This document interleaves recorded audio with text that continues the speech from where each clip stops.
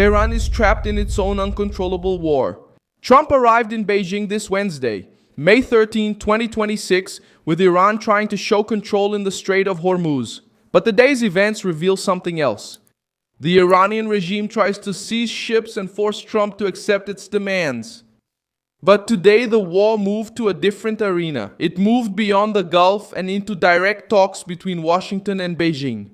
Precisely at the most sensitive point for Iran, China, its biggest oil buyer, sanctioned. Trump said he doesn't need China's help to end the war, but made it clear that he will talk at length with Xi Jinping about the subject. And that's where the trap is set. There are reports and strong speculation that Beijing is cooperating with the United States under pressure from Trump.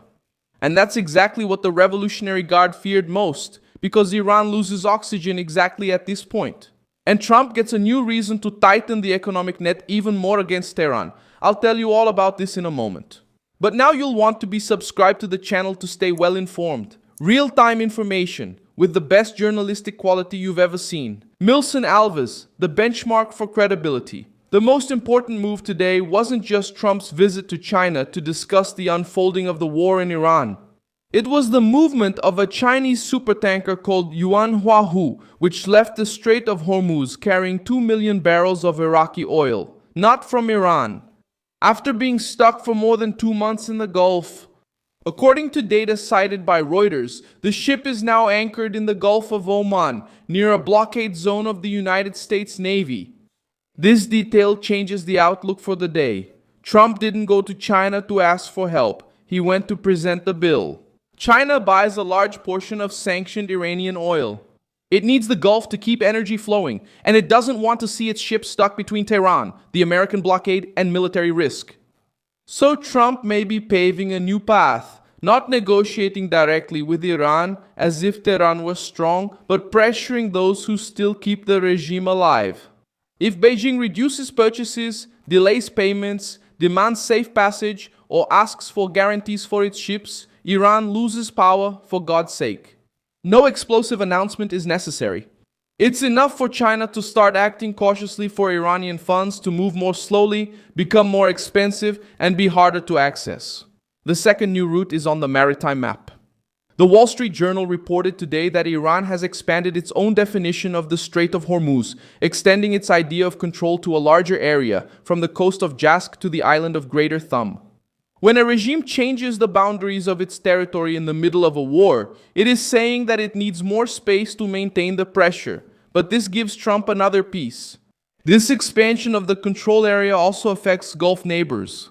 The same report points to accusations from Kuwait about an armed Iranian infiltration on Bubiyan Island, and measures by Qatar to hide ship movements in its main liquefied natural gas port after Iranian attacks affected its export capacity.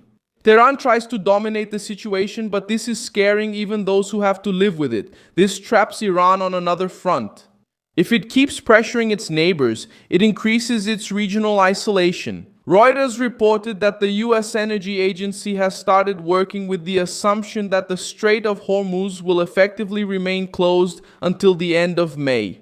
This is not just a technical forecast. It's political ammunition for Trump. Diplomacy has also stalled, and this favors American pressure. CBS reported today that Iranian military officials say they are trained and ready to repel a new attack from the United States while peace talks remain stalled. At the same time, Trump posted what would be almost considered treason by the press, saying that Iran is doing well in the war. This statement carries political weight. Trump is trying to prevent Tehran from winning in the battle for perception. Iran tried to create a war of attrition, but now this war is starting to work against them. Trump, on the other hand, can capitalize on 4 moves at the same time. Let Xi feel the weight of China's dependence on the Gulf.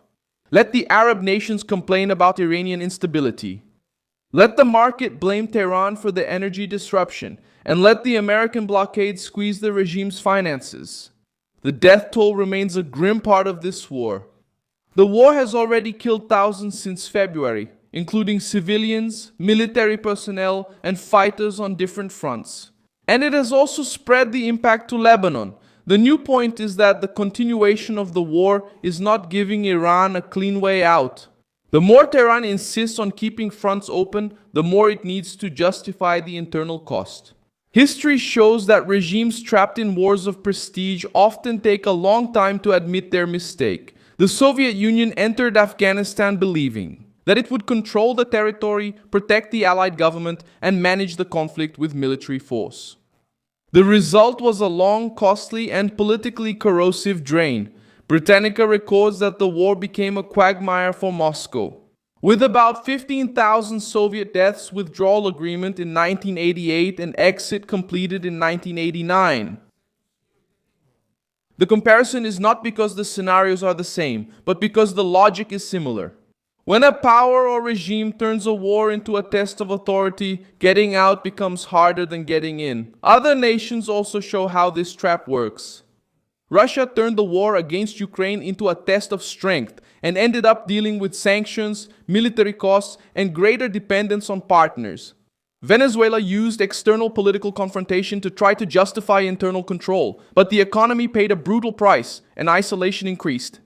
Bashar al-Assad's Syria survived with external help, but it lost practical sovereignty to allies who started to control the territory. The lesson for Iran is harsh.